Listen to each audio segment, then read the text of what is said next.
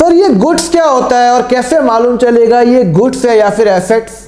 Goods का मतलब होता है जिस चीज के अंदर मैं डील कर रहा हूं। अगर मेरा बिजनेस है, सपोज करो पेन बनाना, तो भैया पेन बनाने के अंदर क्या क्या जा रहा है? पेन बनाने के अंदर प्लास्टिक जा रहा है, पेन बनाने के अंदर इंक जा रहा है, तो वो क्या हो गए? मेरे गुड्स हो गए। तो पेन तो मेरा गुड्स है ही, उसके अंदर जो जो सामान गया वो भी मेरा गुड्स है।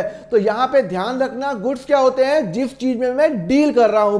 सपोज करो अगर मैं शर्ट बना रहा हूं, मैं टी शर्ट बनाता हूं, अब टी शर्ट में क्या क्या जाएगा? टी शर्ट में जाएगा ये क्लॉथ जो होता है, कॉटन होता है, वो मेरा गुड्स है। ये जो बटन लगे हुए हैं ये मेरा गुड्स है। इसके अंदर जो थ्रेड गया, धागा गया, वो भी क्या है? मेरा गुड्स है। तो जिस चीज में मैं डील कर रहा हूं उस चीज के अंदर जो जो प्रोडक्ट जाते हैं इंक्लूडिंग द फाइनल प्रोडक्ट, वो मेरा गुड्स होते हैं। तो सपोज करो कि अगर मैंने आपको एग्जांपल बताया पेन, तो पेन के अंदर क्या क्या जा रहा है? इंक जा रहा है, प्लास्टिक जा रहा है, निब जा रहा है, ये सब क्या है? मेरे पेन के अंदर जा रहे हैं, तो ये मेरा गुड्स है। अब होता है एक मशीन, मैंने एक पेन बनाने के लिए मशीन लाया।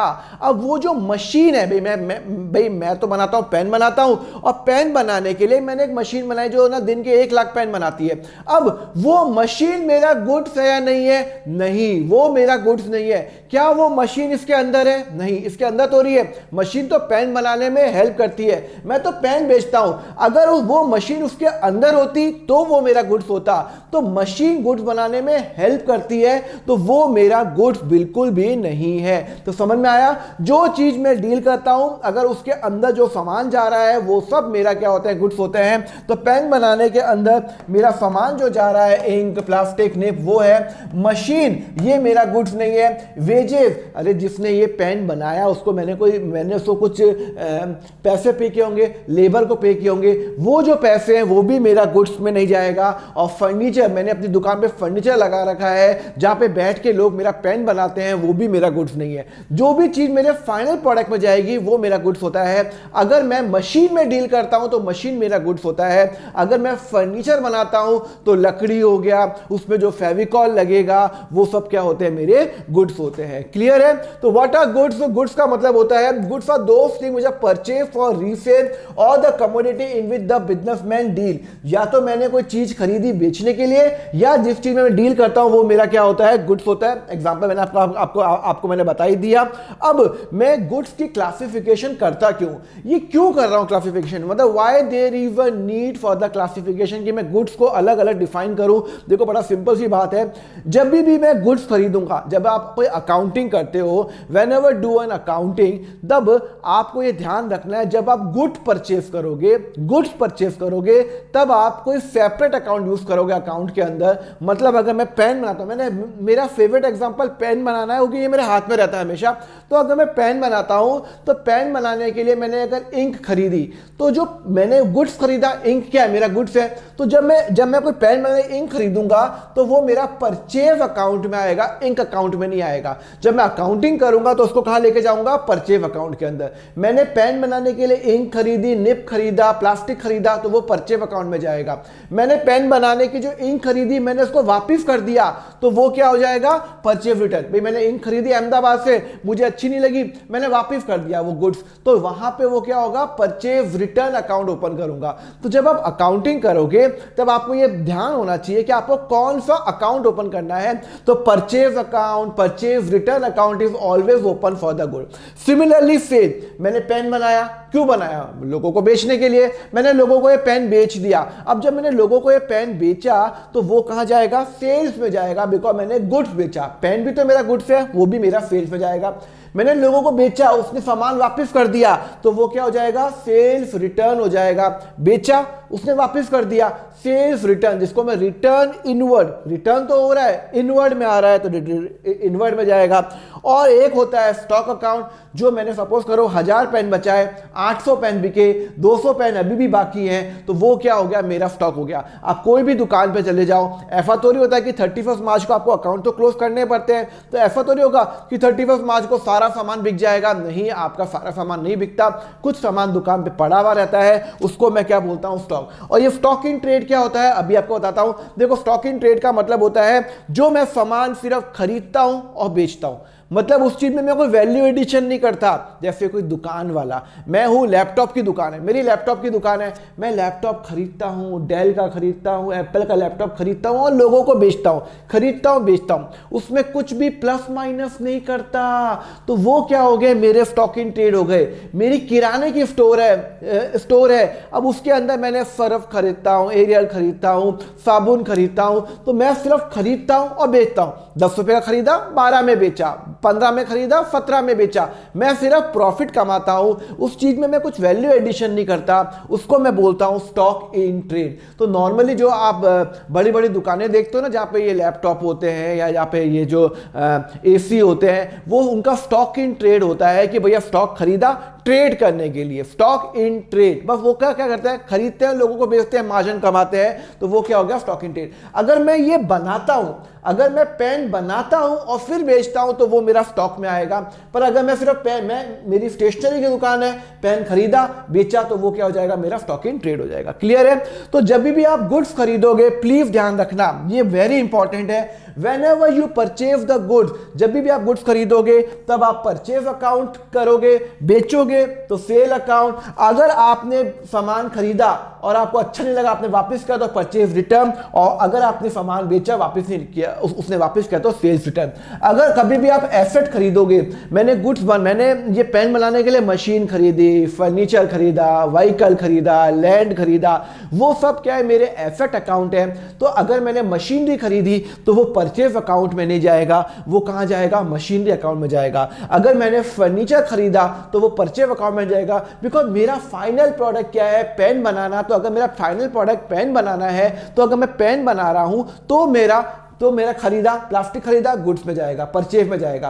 पर अगर मैंने मशीन खरीदी, फर्नीचर खरीदा, जो मेरा गुड्स नहीं है, तो वो कहां जाएगा, फर्नीचर अकाउंट में जाएगा, furniture account, vehicle account and land account में जाएगा। चलो अपन फटाफट टेस्ट करते हैं। Arrow limited deals in shirt, वो शर्ट बनाता है और कंपनी ने खरीदा कॉटन खरीदा, कॉटन, तो वो क्या गुड्स है क्या, बट ऑब्वियस वो मेरा गुड्स है। तो जब मैं कॉटन खरीदूंगा तो वो परचेज अकाउंट में जाएगा, कॉटन अकाउंट में नहीं जाएगा। मतलब अगर मैं शर्ट बनाता हूं तो शर्ट बनाने के लिए मैंने कपड़ा खरीदा, क्लोथ खरीदा, कॉटन खरीदा, तो वो मेरा परचेज अकाउंट में आएगा, कॉटन अकाउंट में नहीं आएगा। क्लियर है? दूसरा, एरो लिमिटेड शर्ट बनाता है, कंपनी ने एक मशीन खरीदी जो शर्ट बनाती है। भाई साहब, मशीन शर्ट बनाती है, स्विंग मशीन खरीदी, तो क्या वो गुड्स में जाएगा, बिल्कुल नहीं जाएगा गुड्स के अंदर। वो कहां जाएगा, मशीन अकाउंट में जाएगा। अगर मैंने कोई मशीन खरीदी, क्यों खरीदी, गुड्स बनाने के लिए, गुड्स के लिए नहीं, गुड्स बनाने के लिए खरीदी, तो वो मशीन अकाउंट में जाएगा। जब हम उसको खर्चा करेंगे, परचेज अकाउंट में नहीं जाएगा। क्लियर है? चलो, तो परचेज अकाउंट में क्या जाएगा, अगर मैं गुड्स परचेज करूंगा तो परचेज में जाएगा, गुड्स में नहीं जाएगा। अगर मैं ये परचेज भी दो टाइप के होते हैं, एक होता है कैश और एक होता है क्रेडिट। कैश परचेज मतलब मैंने खरीदा, पैसा दिया। कैश परचेज का मतलब होता है बैंक परचेज भी होता है, मतलब खरीदा, पैसा दिया, खत्म। यहां पे कैश परचेज हुआ। कैश का मतलब रियल कैश नहीं है, या तो कैश दो या आपने चेक के थ्रू पेमेंट कर दिया। दोनों केस के अंदर मैंने पेमेंट कर दिया तो वो कैश परचेज। और अगर मैंने सपोज करो कोई चीज खरीदी और उसका मैंने पेमेंट नहीं दिया, मैंने सामान खरीदा, इंक खरीदा, पेमेंट नहीं दिया, तो वो हो जाता है मेरा क्रेडिट परचेज हो जाता है। मैंने सामान खरीदा 1 लाख रुपए का, मैंने उसको 70,000 रुपीज दिए, तो 30,000 रुपए क्या हो गया, 70,000 तो हो गया कैश परचेज, 30,000 हो गया मेरा क्रेडिट परचेज हो गया। क्लियर है? परचेज रिटर्न आपको बता चुका हूं, उसको रिटर्न आउटवर्ड भी बोलता हूं, जब सामान वापिस जाता है। रिटर्न आउटवर्ड, सामान वापस, मैंने सामान खरीदा, इंक खरीदा, अरे बेकार है, रिटर्न कर दिया। अब रिटर्न के टाइम पे वो सामान मेरी दुकान से या मेरी फैक्ट्री से वापस जा रहा है, आ रहा है, आउट जा रहा है, तो रिटर्न आउटवर्ड होता है। तो परचेज रिटर्न भी क्या करूंगा, रिटर्न आउटवर्ड होगा। जब मैं परचेज रिटर्न करूंगा तो मैं परचेज रिटर्न अकाउंट में करूंगा, गुड्स में नहीं करूंगा, आपको बता चुका हूं। सेल्स, जब मैं सामान बेचूंगा तो वो सेल्स में जाएगा। सेल्स भी क्या होते हैं, दो टाइप के होते हैं, कैश सेल, मैंने सामान बेचा, भाई साहब ने पैसे दे दिए, या तो बैंक में दे दिया, कैश में दे दिया, दोनों केस के अंदर मेरा कैश सेल हो गई। और अगर उसने मुझे पैसे नहीं दिए, 2 लाख का सामान बेचा, उसने सिर्फ 1.5 लाख रुपए दिया, 50,000 रुपए और भी लेने बाकी है, तो 2 लाख में 1.5 लाख मेरा मेरा कैश सेल्स है, 50,000 मेरा क्रेडिट सेल्स है, उसने मुझे पैसे नहीं दिए, पैसे वो मुझे बाद में देगा। क्लियर है? जब मेरा सामान जब मैंने उसको बेचा, उसने मुझे वापस कर दिया, तो वो कहां पे जाएगा? मेरा सेल्स रिटर्न में जाएगा। स्टॉक मैं बता चुका हूं, स्टेशनरी शॉप है, कोई भी आपकी शॉप होती है, आप सामान बनाते हो, बेचते हो, तो जो सामान बिका हुआ नहीं है, जो सामान नहीं बिका 31 मार्च को जब भी आप अकाउंट क्लोज कर रहे हो, तो वो कहां जाएगा? मेरा स्टॉक में जाएगा। भाई मैंने 1000 पेन बनाए, 800 बिके, 200 नहीं बिके, तो वो कहां जाएगा? वो मेरा स्टॉक में जाएगा। क्लियर है? ओके। तो आपने कोई अगर मॉल जाते हो, इतने सारे शर्ट्स पड़े हुए होते हैं जो 31 मार्च को नहीं बिके होते हैं, तो वो क्या होते हैं? ये सब जो है, ये क्या है? मेरे स्टॉक है। क्लियर है? चलो, स्टॉक क्या होता है? ओपनिंग और क्लोजिंग स्टॉक अपन बाद में डील करेंगे फाइनल अकाउंट में। ओपनिंग स्टॉक का मतलब होता है जब मैं साल शुरू करता हूं, तो मेरे पास कितना स्टॉक था? अरे यार, मेरी दुकान है, मेरी स्टेशनरी की दुकान है। अब स्टेशनरी की दुकान में जब मैंने साल 1 अप्रैल को शुरू किया, मैं बहुत सालों से चला रहा हूं, 10 साल हो गए मुझे चलाते हुए, तो 1 अप्रैल को मेरे पास कितना सामान पड़ा हुआ है? स्टॉक पड़ा हुआ है। मतलब वो वाले गुड जो अभी तक बिके नहीं है। ऐसा तो नहीं कि 31 मार्च को सारे बिक जाएंगे। तो मैंने एक सामान खरीदा था एक साल पहले या 2 महीने पहले, वो बिका नहीं है, 1 अप्रैल को दुकान पे पड़ा हुआ है, तो वो मेरा ओपनिंग स्टॉक। और पूरे साल मैंने काम किया, उसके बाद वो सामान मेरा, सपोज करो कुछ नाम मेरा नहीं बिका, तो वो मेरा क्लोजिंग स्टॉक। तो एग्जांपल है, सपोज करो मैं 100 पेन बनाता हूँ, 100 पेन मेरा ओपनिंग स्टॉक है। मतलब मैंने लास्ट ईयर बहुत सारे पेन बनाए थे, 100 पेन बच गए, तो वो मेरा ओपनिंग स्टॉक है। इस साल मैंने 50 पेन और खरीदे, मैंने 50 पेन और बनाए सपोज एग्जांपल के लिए, और मैंने 20 पेन मैंने बेच दिए, तो मेरा क्या हो जाएगा? 100 प्लस 50, 150 पेन हो गए, 20 मैंने बेच दिए, तो 130 क्या हो जाएगा? मेरा स्टॉक हो जाएगा। तो ये क्या है? ये है मेरा ओपनिंग स्टॉक, कि भैया मेरा ओपन हो रहा है, और ये है मेरा क्लोजिंग स्टॉक। सर ये क्लोजिंग स्टॉक क्या होता है? क्लोजिंग स्टॉक का मतलब होता है साल खत्म हुआ 31 मार्च को, तो 31 मार्च को 130 सामान बाकी है, 150 माइनस 20, क्योंकि 20 में बेच चुका हूं, तो 130 क्या है? मेरा क्लोजिंग स्टॉक है। तो ये मेरा ओपनिंग स्टॉक निकलेगा जब मेरा साल शुरू होता है। सपोज करो साल शुरू हुआ 24 को, और ये हो जाएगा 31 मार्च 2025 को। क्लियर है? ओपनिंग स्टॉक हो गया। स्टॉकिंग ट्रेड बता चुका हूं, अगर मैं कोई सामान खरीदता हूं, सिर्फ खरीदता हूं और उसको बेचता हूं, कुछ भी उसके अंदर वैल्यू एडिशन नहीं करता, कंप्यूटर खरीदा बेचा, एरियल खरीदा बेचा, डव खरीदा बेचा, मतलब वो जो सामान मैंने खरीदा और सिर्फ उसको बेचा, उसमें कुछ भी वैल्यू एडिशन नहीं किया, तो उसको मैं बोलता हूं स्टॉकिंग ट्रेड बोलता हूं। जैसे लैपटॉप की शॉप हो गई, तो उसको क्या बोलूंगा? Stocking trade. ध्यान रखो, स्टॉकिंग ट्रेड में समझ में आ गया। What is inventory? इन्वेंट्री का मतलब क्या होता है? इन्वेंट्री वो एक ही बात होती है। इन्वेंट्री का मतलब क्या होता है? जो भी मेरा सामान नहीं बिका वो भी मेरा इन्वेंट्री होता है। It is wider term which include the stock also. Inventory में क्या आएगा? देखो स्टॉक में क्या क्या आएगा? मैंने जो पेन बनाया वो आएगा। मैं ये पेन बनाता हूं, 100 पेन बनाए थे, 1000 पेन बनाए, 800 बिके, 200 अभी बिकने बाकी हैं, तो वो जो 200 पेन है वो मेरा स्टॉक है। उसके अलावा मैंने एक काम में आपको क्या कहता, मैं जब पेन बनाता हूं तो भैया मैं इंक भी तो खरीदता हूं, प्लास्टिक भी तो खरीदता हूं। तो मैंने इंक सपोज करो 1000 मैंने 500 लीटर इंक ली थी, 500 लीटर इंक ली थी, उसमें से 400 लीटर मैंने इंक पेन बनाने में यूज कर दी। तो 100 लीटर जो इंक है वो अभी भी दुकान पे पड़ी हुई है। ऐसा तो नहीं होता है कि मैं जब अपनी कोई कंपनी चालू करूंगा 31 मार्च को मेरा सारे सामान गायब हो जाएंगे। नहीं, 31 मार्च को कुछ सामान तो पड़े होंगे ना। एक तो मैंने जो पेन बनाया, 1000 पेन बनाया, 800 बिक गए, 200 पेन बना, वो मेरा हो गया। वो मेरा कहाँ जाएगा? वो मेरा जाएगा फिनिश स्टॉक के अंदर। एक मैंने इंक खरीदी थी 500 लीटर, उसमें से 400 लीटर ही बिका यूज किया, बाकी 100 लीटर अभी भी मेरी फैक्ट्री में पड़ा हुआ है 31 मार्च को। भाई 31 मार्च को स्टॉक भी तो पड़ा होगा, मतलब जो मैंने इंक खरीदी, मैंने प्लास्टिक खरीदा, सब तो नहीं यूज हो जाएगा। तो जो सामान मेरा अभी तक फाइनल मेरा प्रोडक्ट में नहीं गया और अभी तक मेरे दुकान पे ही पड़ा हुआ है, उसको मैं क्या करूंगा? रॉ मटेरियल, जैसे इंक हो गया, प्लास्टिक हो गया। फिर हो गया work in progress. Work in progress का मतलब होता है कुछ पेन मैंने पूरे नहीं बनाए, कि सिर्फ एक पेन बनाया, अभी मैंने उसका कैप नहीं बनाया, या पेन बनाया, अभी तक उसमें इंक नहीं डाली है, तो अगर कोई पेन 31 मार्च को मेरे बने पड़े हैं पर आधे अधूरे बने हुए हैं, वर्क इन प्रोग्रेस, आप रोड पे चलते हो वो लिखा था ना man work in progress, work in progress का मतलब होता है काम चालू है। तो यहाँ पे मैंने पेन आधा अधूरा बना हुआ है, तो 31 मार्च को अगर मान लो मेरा कोई पेन आधा अधूरा बना हुआ है तो वो कहाँ जाएगा, मेरा वर्क इन प्रोग्रेस के अंदर जाएगा।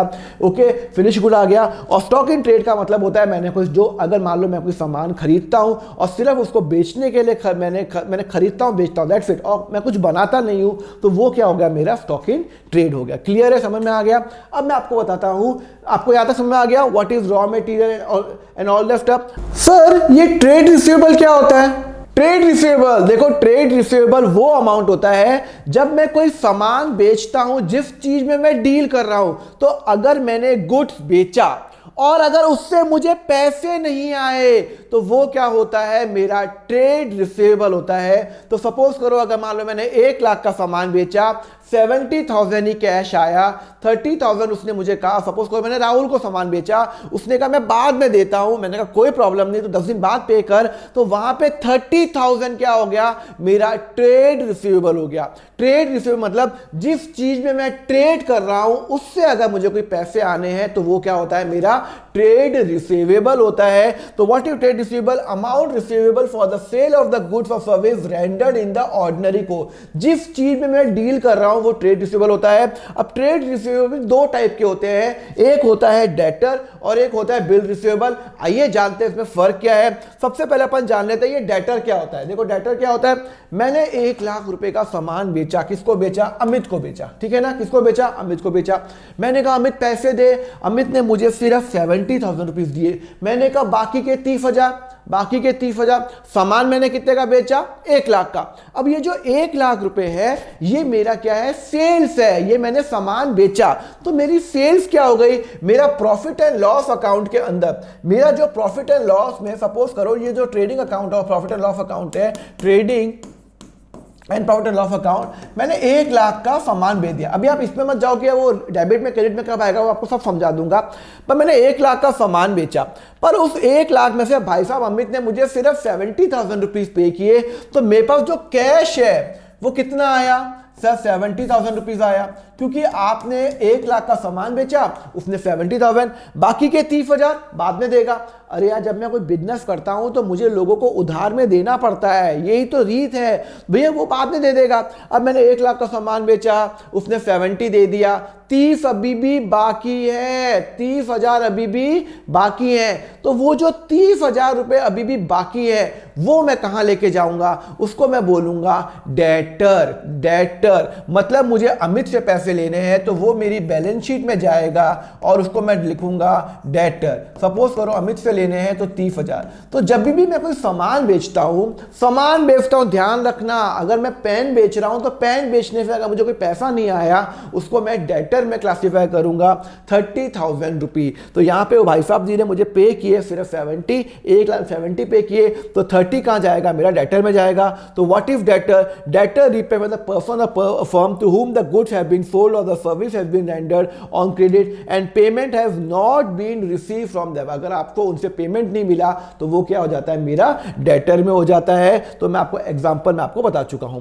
अब ये डेटर तो आपको समझ में आ गया। तो ये बिल रिसीवेबल क्या होता है? देखो बिल रिसीवेबल क्या होता है, वही है। मुझे कितने लेने हैं, अमित से कितने लेने हैं, मुझे अमित से लेने हैं 30,000 रुपीज। अब मैंने यहां पे एग्जांपल में क्या लिखा हुआ है, हाँ अब हुआ क्या, मुझे अमित से, सुनो, अमित से मुझे लेने हैं कितने रुपए लेने हैं, 30,000 रुपए लेने हैं। ये बात तो तय है भाई, 1 लाख का सामान बेचा, 70 उसने पे कर दिए, 30 रुपये और देने उसको बाकी है। तो ये जो 30,000 रुपीज है ये मेरा डेटर है। अब मैंने अमित को फोन किया, भाई साहब तू पैसा दे दे। अमित ने कहा मैं देखो पैसा बाद में दे दूंगा, पर मैंने कहा नहीं मुझे लिख के दे, तू पैसा कब देगा, लिख के दे, कोई एक रिटर्न प्रूफ दे कि मुझे पैसा कब देगा, 2 दिन में, 10 दिन में, 2 महीने, 5 महीने, कब देगा। तो यहां पे अमित ने क्या किया, मैंने सामान बेचा 1 लाख का, अमित ने 70,000 पे किया।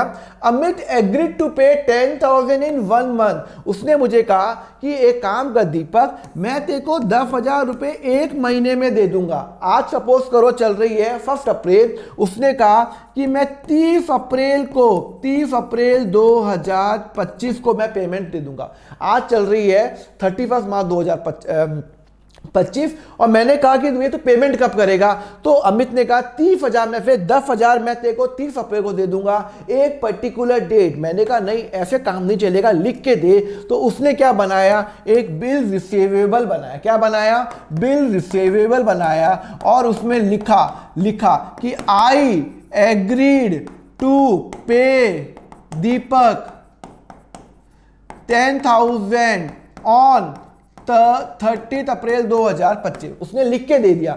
जब वो मुझे कोई चीज लिख के दे देता है, उस पर वो नोटरी का फाइन होता है, तो वहां पे वो मेरा बन जाता है बिल रिसीवेबल। मतलब मेरे पास एक रिटर्न प्रूफ है। भाई साहब ने 30,000 रुपए दिए, 30,000 में से 10,000 रुपए वो मुझे एक महीने के अंदर देगा। रिटर्न प्रूफ है, उसने मुझे रिटर्न में लिख के दिया और उस रिटर्न के अंदर डेट भी लिखी हुई है, नोटरी के साइन भी है, सबके साइन है, ऑथोराइज हो गया। तो वो मेरा क्या हो जाता है? Bill receivable. और बाकी के जो पैसे हैं 20,000 रुपए, वो उसने मुझे अमाउंट अभी लिखा नहीं है, तो वो कहां मैं लेके जाऊंगा? डेटर के अंदर। टोटल जो अमाउंट मुझे लेना है 30,000 रुपए लेना है, तो वो तो हो गया मेरा ट्रेड रिसीवेबल। मतलब टोटल मुझे 30,000 रुपए लोगों से लेने हैं। उस 30,000 में से 10,000 रुपए मुझे लेने हैं एक महीने के अंदर, रिटर्न प्रूफ है, वो मेरा बिल रिसीवेबल। और 20,000 रुपए सिर्फ ओरली प्रूफ है, कुछ रिटर्न उसने कुछ डॉक्यूमेंट नहीं बना रखा। हो सकता है वो 1 महीने में दे, हो सकता है वो 2 महीने में दे, हो सकता है वो 5 महीने में दे, बट वहां पे रिटर्न प्रूफ नहीं है, तो वो मेरा क्या कहलाता है? डेटर कहलाता है। तो यहां पे ट्रेड रिसीवेबल कितना हुआ? जब मैं बैलेंस शीट बनाऊंगा तो यहां पे मेरा जो ट्रेड रिसीवेबल होगा वो होगा 30,000 और इसके अंदर जो ब्रेकअप होगा डेटर और BR बिल रिसीवेबल, तो वो उसने एक महीने के अंदर ये 10,000 रुपये पे करेगा और बाकी 20,000 रुपये वो कहाँ जाएगा? मेरा डेटर में जाएगा। ये मेरी बैलेंस शीट बन रही है 2025 को। तो यहाँ पे इस दिन पे एक महीने के अंदर मुझे ये बिल रिसीवेबल आने वाला है और बाकी एक महीने बाद 20,000 रुपये। अब ये बिल रिसीवेबल 1 महीने का, 2 महीने का, 3 महीने का भी हो सकता है, कोई फर्क नहीं पड़ता। फर्क ये पड़ता है उसने मुझे लिख के दे दिया तो वो बिल रिसीवेबल आएगा। टोटल हो गया, वो हो गया। तो अब ध्यान रखना, जो डेटर बिल ट्रेड रिसीवेबल कितना था टोटल था मेरा 30,000 रुपए मुझे उससे लेना है और डेटर कितना है 20,000 रुपए का। उसने डेट नहीं बता रखी है, रिटर्न डेट नहीं है और 10,000 की डेट दे रखी है। तो trade receivable is equal to debtor plus bill receivable, वो मेरा क्या हो जाता है? ट्रेड रिसीवेबल हो जाता है। क्लियर है? सिमिलरली ये ट्रेड पेबल क्या होता है? वही होता है। ट्रेड पेबल क्या होगा? ट्रेड पेबल होता है जब मैं कोई अमाउंट, मैंने कोई सामान खरीदा, सामान मतलब क्या होता है? देखो ध्यान रखो, यहां पे मुझे आपको एक इंपॉर्टेंट चीज बतानी है कि अगर मैंने ये पेन खरीदा, अब पेन बनाने के लिए मैंने इंक खरीदी होगी, कहाँ से ली होगी? अहमदाबाद से, मुंबई से। अब मैंने इंक खरीदा, उसको मैंने पैसे नहीं दिए, तो जब मैं कोई सामान खरीदता हूं उसके मैं पैसे नहीं देता हूं, तो उसको मैं क्या बोलता हूं? ट्रेड पेबल बोलता हूं। देखो मेरे वर्ड्स पे ध्यान देना, मैं बात कर रहा हूं गुड्स की बात कर रहा हूं। क्या बात कर रहा हूं? गुड्स की बात कर रहा हूं। तो जब मैं कोई amount payable for purchase of the good or service taken in the ordinary course of business, उसको मैं बोलता हूं ट्रेड पेबल। एग्जांपल होता है, सपोज करो कि मेरी कंपनी रिलायबल पेन लिमिटेड, मैंने नेहा से सामान लिया 80,000 रुपीज का। नेहा से मैंने सामान लिया 80,000 का और मैंने भाई साहब मैडम को पे किया सिर्फ 65,000 रुपीज। तो मैंने सामान कितना लिया भाई? मैंने पेन बनाने के लिए मैंने क्या लिया? इंक खरीदी होगी, प्लास्टिक खरीदा होगा नेहा से। 80,000 का सामान लिया, मैंने पे किया मात्र 65,000, तो 15,000 रुपीज मेरा क्या हो जाता है? ट्रेड पेबल हो जाता है, जिसको मैं क्रेडिटर भी बोलूंगा कि भाई मुझे नेहा को 15,000 रुपए देने हैं। I have to give 15,000 to Neha, तो वो मेरा क्या हो जाती है?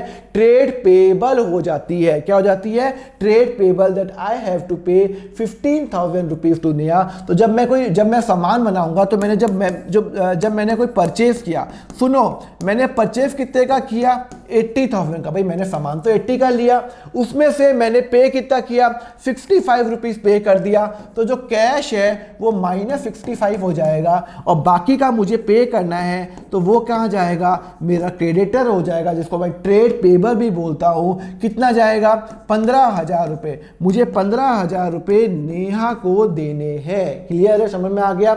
यहाँ पे मुझे नेहा को कितने देने हैं, 15,000 रुपये। 80 का सामान लिया, फिर 65 पे किया, 15 का मुझे पे करना है। अब ये बिल पेबल क्या होता है, अब मुझे नेहा मुझे फोन करके बोलती है कि आप ना मुझे लिख के दो कि कब पे करोगे। अब मैंने क्या किया, उसको लिख के दे दिया कि भाई मैंने उसको 80 का सामान लिया, 65 का तो भाई साहब मैंने उसको पेमेंट कर दिया, 15 का पेमेंट करना है। मैंने उसको कहा 5,000 मैं 2 महीने में दे दूंगा, 5,000 2 महीने में दे दूंगा।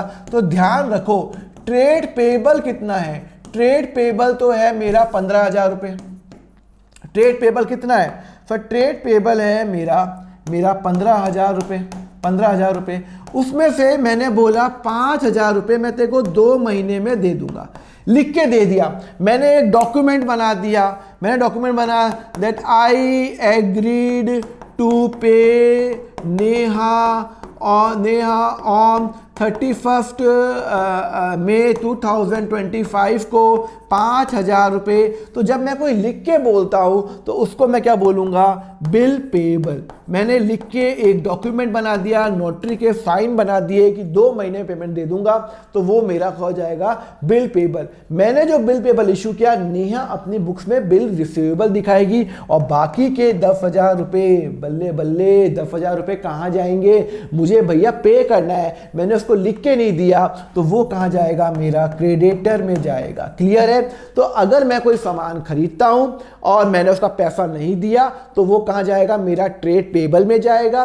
गुड्स खरीदता हूं, ध्यान रखना, और उस गुड्स के बाद अगर सपोज करो कि मैंने उसको बोला कि लिख के दे दिया कि 5,000 रुपये मैं तेरे को फ्यूचर में पे कर दूंगा 2 महीने बाद, तो वो जाएगा मेरा बिल पेबल और बाकी का 10,000 जाएगा क्रेडिटर के अंदर। तो यहां पे टोटल जब मैं बैलेंस शीट बनाऊंगा तो मेरा ट्रेड पेबल कितना है सर, ट्रेड पेबल तो 15,000 है, जिसमें से क्रेडिटर कितना है और मेरा बिल पेबल कितना है, जिसको मैं बीपी भी बोलता हूं। तो बिल पेबल है 5,000 रुपये मैंने लिख के दे दिया और बाकी का जो 10,000 रुपये है वो मेरा क्या हो जाएगा, क्रेडिटर हो जाएगा। तो what is trade payable, creditor plus bill payable, मेरा टोटल 15,000 रुपीज़ है, 15,000 रुपीज़ है, 10,000 ये है और 5,000 रुपये मैंने उसको फ्यूचर में बोला है मैं दे दूंगा। क्लियर है, समझ में आया। लेफ्ट टेस्ट अवरसेल, मुझे बताओ उसका आंसर क्या होगा। डेटर 5,000 है, बिल पेबल 2,000 है, क्रेडिटर 1,000 है, बिल रिसीवेबल 8,000 है। मुझे बताओ इसका आंसर क्या होगा, ABCD। नीचे आप कमेंट करके बताओ। मैं आपको बता चुका हूं, देखो what is trade receivable, trade receivable होता है डेटर प्लस बिल रिसीवेबल और ट्रेड पेबल होता है क्रेडिटर प्लस बिल पेबल। तो मुझे यहां पे आंसर करके बताओ, मैं आपको नहीं बताऊंगा, मैं कमेंट पे आंसर लिख दूंगा बाद में, मुझे आप आंसर करके बताओ आंसर क्या होगा, A होगा, B होगा, C होगा, D होगा, वो आप आंसर करके मुझे, ये आपके लिए होमवर्क है, क्वेश्चन है, मुझे बताओ। ओके, क्वेश्चन 2 भी आपके लिए होमवर्क है, ये भी आप करोगे। ओके, तो ट्रेड रिसीवेबल का आपका पॉइंट हो गया। अब आपको अगर एमसीक्यू टेस्ट करने हैं तो मेरी ऐप पे जाओ, वहां पे आपको मेरे एमसीक्यू टेस्ट आपको मिल जाएंगे आपको। एंड जब मेरा अगर आपको ये नोट्स चाहिए, जो मेरा ये जितने भी जो नोट्स हैं ये सब मेरे अवेलेबल है, मैंने नीचे लिंक दिया हुआ है, वेटे वेरी नॉमिनल कोर्स, वहाँ पे आप जाके आप बाय कर सकते हो। एंड जब मेरी जो मेंबरशिप है अब वो भी आप ले सकते हो। मेंबरशिप में मेरा प्री रिकॉर्डेड कोर्स अवेलेबल है, 11th एंड 12th का कंप्लीट कोर्स, जब 400 घंटे का 11th और 12th का मिला के 160 घंटे 11th का, 240 घंटे 12th का, सब चैप्टर कवर है। 1000 क्वेश्चन 12th के अंदर और 400 क्वेश्चन क्लास 11th के पहले से प्री रिकॉर्डेड है, आप जाके ले सकते हो। व्हाइट बोर्ड पे मैंने रिकॉर्ड किया हुआ है at a very nominal cost 299 and 199 rupees per month अगर आपको लेना है। क्लियर है। चलो अब हम नेक्स्ट लेक्चर में जाएंगे, हम नया कंसेप्ट पढ़ेंगे। Till then have a nice day, take care.